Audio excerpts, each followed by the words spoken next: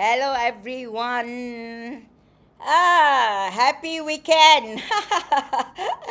I've had a very interesting trip to the Orang Asli village in Post Lenjang.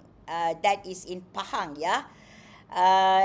So we were invited by the villagers, the Batins, to give this information on the amendment of the act that governs the Orang Asli, okay? It's called the Act 134.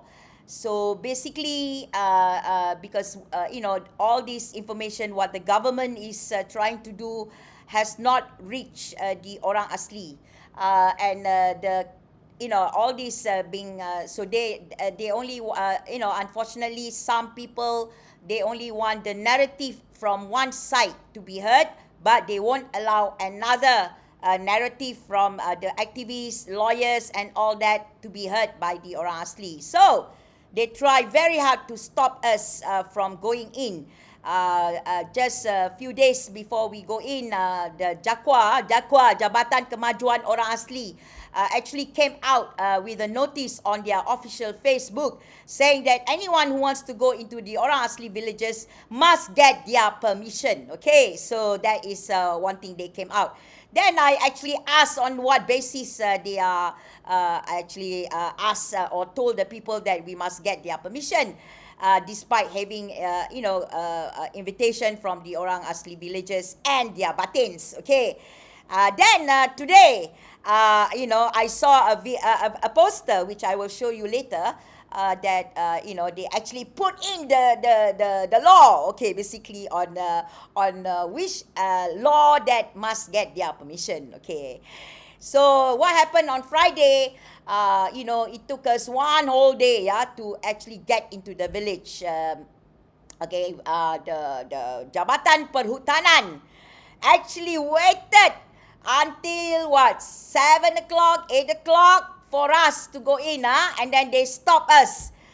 They stop us from going in. So I think some of you probably have seen the videos, and I'm telling you, I am so proud of the Lenjang Orang Kampung and the Batins for standing up. That night, so there was a confrontation with the forestry department, they all come out in a force and they got very angry. So they were so angry with the officers from the forestry. I feel sorry for them because I know they're just doing their job. But yeah, this arahan dari atas untuk menahan kami daripada masuk, ya. Mesti ada sebab lah. Kita tahu sebab dia. Kita sudah dengar, ya, daripada orang-orang kampung, ya, yang mana mereka sudah mendapat tekanan dan juga ugutan, ya, bahawa bantuan tidak akan diberi, ya, kepada mereka sekiranya mereka mendengar, ya, suara-suara daripada selain daripada orang-orang yang berkepentingan. So so I already told the orang asli, they have no right to stop any aid, ya. Bantuan yang sepatutnya sampai kepada orang asli, dia tidak boleh, ya, suka hati nak kata, oh, saya akan bagi atau saya tidak akan bagi. Okay, that's another story. What I really want to talk about is actually about the poster I saw this morning, which I'm going to show you, yeah. So basically, I think the officer also got confused and hearing the orang asli getting very angry on Friday. So he eventually, let us in because it was starting to rain and we have not eaten, yeah. Basically, he said he will come in and join us and talk about it more lah. But maybe they couldn't find us. I don't know what happened, but the day after, which was yesterday, we had the meeting with the Orang Asli about the amendment to the Act, the Act 134 of the Orang Asli.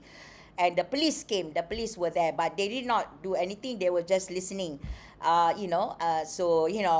not afraid of whatever they want to hear, they can hear. But, we are talking about the law, explaining to the Orang Asli their rights and everything. So yeah, then eventually they left.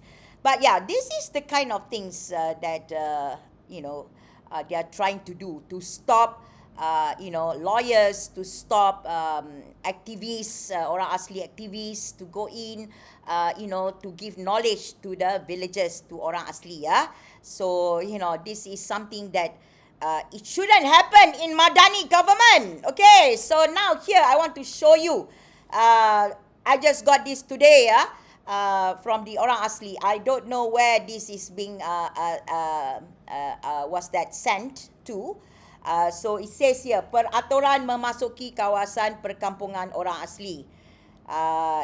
Maybe perhaps from my question, on under what law, that you are stating that we must seek your permission to go into the orang asli village. So they come up with this poster.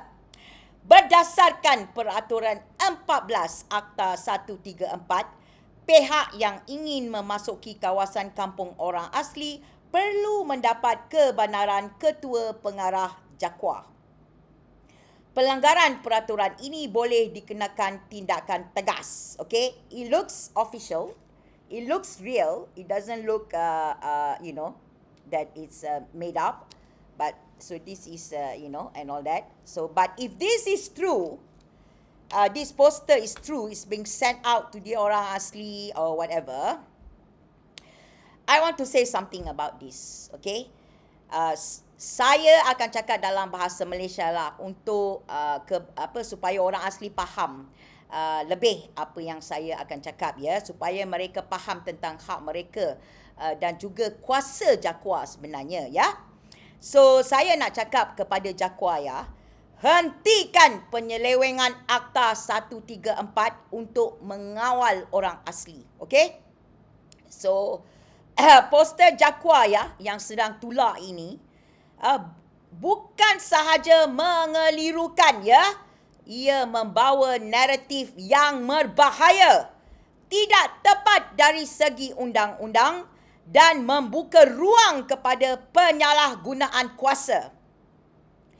Dakwaan bahawa sesiapa yang ingin memasuki kampung orang asli perlu mendapatkan kebenaran Ketua Pengarah Jakwa adalah satu generalisasi yang salah dan tidak disokong, ya, oleh kerangka sebenar Akta Orang Asli 1954 atau Akta 134. Mari kita letakkan fakta di hadapan, ya, tanpa ada spin atau apa-apa. Okey. Nombor satu, ya, Akta 134 ini tidak memberi kuasa mutlak, ya, kepada Jakwa untuk mengawal keluar masuk kampung orang asli. Seksyen 4 hanya meruntukkan kuasa pentadbiran kepada Ketua Pengarah. Ia bukan lesen, ya, untuk bertindak sebagai gatekeeper ke atas setiap pergerakan masuk ke komuniti orang asli. Nombor 2, ya, rujukan kepada peraturan 14 dalam poster ini sangat meragukan dan berpotensi salah tafsir. Okey, jika benar wujud peraturan tersebut, ia mesti jelas skopnya, terhad penggunaannya dan tidak boleh melampaui hak perlembagaan. Okey. Namun, ya, poster ini memberi gambaran seolah-olah semua kemasukan memerlukan kelulusan Jakwa, yang jelas overreach, ya, melampau. Nombor 3, ya, kampung orang asli bukan wilayah birokrasi Jakwa. Ini fakta asas yang cuba dipadamkan, ya. Komuniti orang asli, ya, mempunyai hak adat, dia customary rights, ya, hubungan sejarah dengan tanah mereka, struktur kepimpinan sendiri seperti tok batin mereka. Okey, so Jakwa hanyalah agensi pentadbiran, bukan pemilik, bukan tuan tanah dan bukan penjaga pintu mutlak. Nombor 4 ya. Jika kebenaran diperlukan, ia mesti datang daripada komuniti orang asli sendiri. Okey. Bukan dari Putrajaya. Mana-mana pihak yang ingin masuk ke kampung orang asli secara beretika perlu mendapatkan persetujuan komuniti orang asli dan tok-tok batin.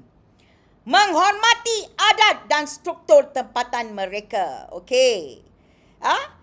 Ia bukan bergantung kepada kelulusan birokratik semata-mata.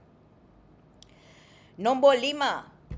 Undang-undang yang sedia ada sudah mencukupi untuk menanangi salah laku. Jika berlaku pencerobohan, eksploitasi, gangguan, tindakan boleh diambil di bawah undang-undang kita yang sedia ada. Tidak perlu mencipta tafsiran baru ya yang memberi kuasa berlebihan kepada agensi. Mari kita bercakap ya secara terus terang lah. Okey. Poster ini ya bukan sekadar makluman. Okey. Ia berfungsi sebagai alat kawalan. Apabila satu agensi kerajaan cuba menentukan siapa boleh berjumpa komuniti orang asli, kita perlu bertanya, adakah ini untuk melindungi orang asli atau untuk mengawal siapa yang boleh mendengar suara mereka? Kerana realitinya ya, akses kepada komuniti adalah bersamaan dengan akses kepada kebenaran. Dan kebenaran seringkali tidak selesa bagi pihak tertentu. Implikasi serius ya jika ini dibiarkan. Ya, aktivis boleh disekat, peguam boleh dihalang, media boleh dikawal, komuniti orang asli boleh terus dipencilkan tanpa suara luar. Ini bukan perlindungan ya. Ini pengasingan yang dibungkus sebagai pentadbiran. Perlembagaan tidak boleh diketepikan ya. Kebebasan bergerak adalah hak asas. Sebarang sekatan mesti jelas dalam undang-undang. Mesti munasabah. Mesti tidak sewenang-wenangnya. Okey. Poster ini ya yang saya nampak, yang saya tunjuk tadi, gagal memenuhi standard tersebut. Okey. Cadangan penyelesaian ya bukan sekadar untuk mengkritik. Saya mencadangkan jika kerajaan benar-benar ikhlas ya untuk melindungi komuniti orang asli, mereka perlu lakukan garis panduan yang jelas dan telus. Okey, bezakan antara pelawat biasa, penyelidik, NGO dengan pihak komersial. Jangan pukul rata semua pihak. Okey. Nombor 2, letakkan kuasa persetujuan di tangan komuniti orang asli sendiri. Perkenalkan sistem community consent. Okey. Hormati keputusan tok batin dan penduduk. Bukan semua perlu melalui ketua pengarah. Nombor 3, fokus kepada perlindungan yang sebenar. Bukan kawalan akses. Lindungi mereka daripada eksploitasi tanah. Hentikan pencerobohan komersial. Pastikan hak ekonomi dan pendidikan. Itulah perlindungan yang sebenar. Bukan sekatan ke atas siapa boleh masuk kampung. Okey. Nombor 4. Hentikan penggunaan undang-undang secara intimidasi.